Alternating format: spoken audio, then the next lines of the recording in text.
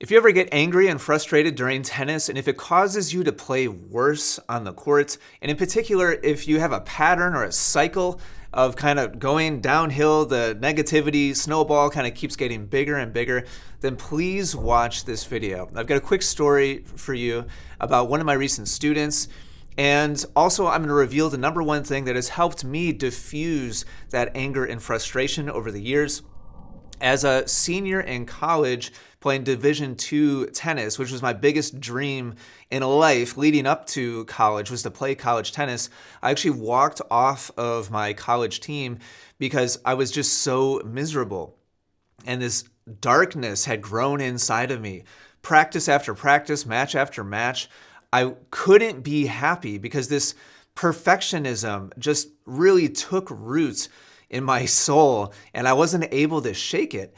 And now, over 20 years later, after spending decades working with everyday players, doing my own research, competing more and experimenting, and also learning more about the game, I think I've kind of gotten to the root of it for me, and so I hope this is helpful for you as well. So, quick story first. I just had a phone call with a student I'm working with remotely, and he expressed the same kind of symptoms of making mistakes, being angry, not being able to let it go. And I gave him some homework.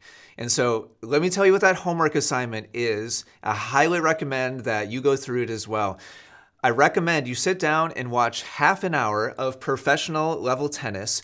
It could be a YouTube video. It doesn't have to be live, like whatever. Just pull up like your favorite match ever on YouTube or on Tennis TV app or wherever you watch tennis. And during that 30 minutes, I want you to specifically look for the points that end with either player missing a mundane, routine shot. Meaning the ball is just sitting like in their strike zone. There's no particular challenge. They're not stressed. They're not defensive. They aren't like running off to the side and stretching and sliding and trying to hit the ball. I'm talking about the ball is more or less in their strike zone. They're not under any kind of stress and they just miss. They just hit it into the net or wide or long, and so the point is over. Or maybe it's a double fault, or maybe a second serve, like return a serve, like the ball is pretty much right there, and they just miss the shot. And so the point is done without anything special or spectacular happening. When I described this homework assignment to my student who's struggling with anger, he had an immediate response. So I finished the homework assignment, and right off the bat of that last sentence, when I described it, he said, "Oh, well, those are few and far between." And no, they're not. It's a huge chunk of the points. Even the players we watch on TV, a huge chunk. It's usually about a third. About a third of the points statistically end with either player just effing up, just missing a shot that they were not supposed to miss. Meaning, because of their level of play, their talent, their athleticism, their coordination, their training, and their practice, they should have reasonably been expected to at least put the ball in the court. Maybe not hit a winner, but just make the shot. I'm talking about sitter, like short, like the ball that we miss all the time, right? I'm talking about short sitters that are sitting in the middle of the court. I'm talking about high volleys that, I'm not reaching or stretching. It's not low. Just dump it into the net. I'm talking about overheads that get missed long, whatever. You just go down the list. About a third of the points of the players we watch on TV end like that. I just randomly went through the last Grand Slam final on the men's side. I went through and I did the math. And in that match, the final of the US Open, 31% of those points ended with somebody just missing a routine shot. And usually, if you're curious, it usually ends up being about a third each. A third of the points end with a winner. That's a shot that can't even get touched. About a third of the points end with a forced error. That's when one player is stressed and it's an error that was elicited, like it was caused by the great shot of their opponent. And about a third of the points end for no good reason at all. It's just a mess up. Like they just dropped the ball and just missed the shot for no good reason. So here's the thing. When we watch our favorite players on TV, we just kind of erase those out of our memory immediately. What do we remember? What do we ruminate on and reflect on and think about later on as we're having dinner or walking on the treadmill or whatever? we naturally recall and think about the incredible shots, the noteworthy shots, the winners, like the super unlikely shots that somebody hits on the line from a dead run, like stretched out. We remember those. But psychologically, we're predisposed to immediately forget about the mundane shots that just get missed for no good reason. So when we miss those shots, it's critical that you remind yourself, oh, that's just part of tennis. We play a game that is infinitely challenging. So the amount of individual skills that need to be mastered to be a great tennis player are incredibly wide and incredibly deep. And nobody on the face of the planet, including like once in a generation lifetime talents, can walk onto the tennis courts and not miss shots that they're supposed to make because the game is just that challenging. Let me show you some stats here. This comes from Warren at tennisanalytics.net. I think it's tennisanalytics.net. Check out this based on the data, millions of points that they've tabulated. We've got on the left side of the chart, regular everyday players like us, then 12 and under nationally ranked juniors, 14 and under juniors, 16 and under, 18 and under, NCAA athletes, and then all the way over on the right, professional level tennis players. And so for everyday players like us, we make about 4 errors for every winner that we hit.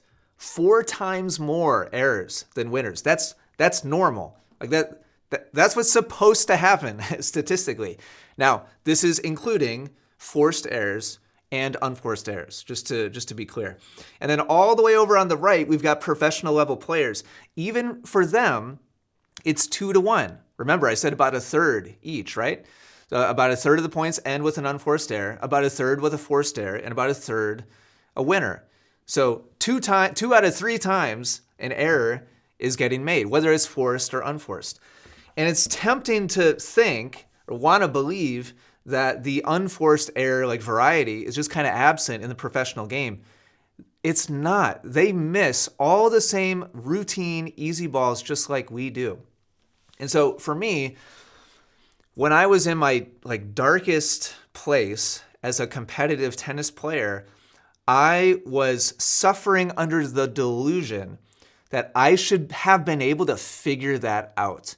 I should have been able to figure out how to angle the strings a little bit differently or create a little bit more spin or aim for a little bit smarter target.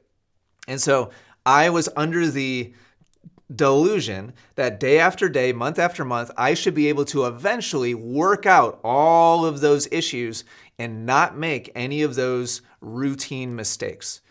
And now, decades later, after spending my life's work researching this game and learning about it and figuring out how to teach it as effectively as possible, I now understand the truth. And I wish I knew it back then. I would have been so much happier. I would have played so much more freely. I would have played so much better because I wouldn't have been playing under this weight of perfectionism that I was putting on top of myself. And so I went through this negative spiral of error and then anger. And then because of that anger, playing worse, making more errors, and being more angry. And that cycle like perpetuated and continued until I quit. I stopped, and to be clear, I quit playing tennis. I was just about ready to graduate, like a couple of months out from that point. And I was like, you know what? Like, this is just, it's not worth it. And like, I'm getting ready to go out and be a professional teacher. Let's let go of this thing that's causing me so much pain and anguish and focus on the teaching. Like that part of my career is about to transition away from being a player to being a full-time coach and teacher. So I let go of the playing for a good several years. And I was like, it scared me, frankly. I didn't want it to infect my relationship with tennis as a whole. So I walked off the team. And so I wish I understood what I know now. And so if you struggle with anger, please do the homework assignment. Sit down and watch tennis and view it through the lens of watch all the dumb mistakes that we all make. They're making them too. Percentage-wise, it's less frequently than what we do, but we're not freaking professional athletes. We don't have world-class talent and athleticism and coordination and balance and footwork and all the rest of it. And so we're going to make more of them. But even with all those assets, they make the same mistakes we do. And so it's unrealistic to hold ourselves to this crazy standard of not making those everyday errors. Hope this is super helpful for you. And if you enjoy topics like this in general, highly recommend you subscribe to my podcast. In case you didn't know, I've been doing the Essential Tennis podcast since 2008. And normally when I do videos, I try to go into something kind of more technical and technique related because it's more visual. But this conversation I had with this student just really kind of stuck out to me. So I wanted to share it today. Hopefully it was helpful. Thanks for watching. I'll talk to you again soon.